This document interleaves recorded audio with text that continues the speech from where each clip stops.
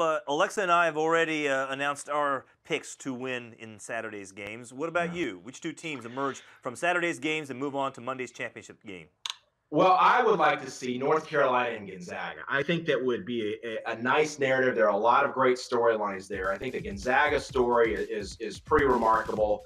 Being in the Pacific Northwest, a Jesuit school coming out of the West Coast, all the underdog kind of feelings, yet we've kind of seen this build. And can they kind of live up and be on that national stage and rise above and beat some of the big opponents here in the Final Four, South Carolina, potentially then North Carolina. And then also that East Coast versus West Coast kind of bias. I think that would be a great, interesting conversation for Monday night's game.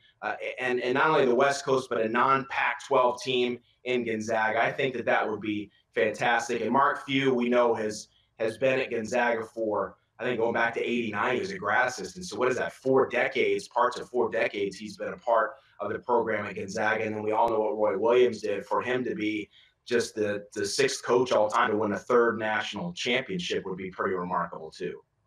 So does UNC become the team, just like a lot of other sports franchises we've seen recently, to be the runner-up and then win it the next year, or do the Zags take care of business?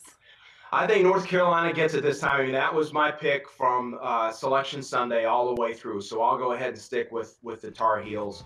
When you get on this type of level, in this stage, at what point does that playing in the ACC, does having Roy Williams as your head coach in the final moments of a game, if it's close, at what point do those kind of intangibles kind of play down the stretch?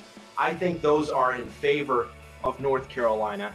And again, defensively, if they can make Gonzaga kind of play their game and do the similar things that you would ask of a South Carolina to beat them tomorrow night in the national semifinal, in terms of having them to struggle from the outside, forcing them maybe to, if they wind the shot clock down, get one decent look.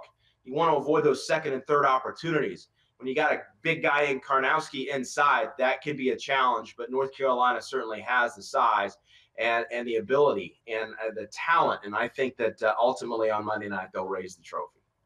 All right. Hey, Ray, always great having you here on the show. We appreciate it. Great. You got it. Thanks, guys. Thanks, Ray. Enjoy the weekend. Yeah, you too.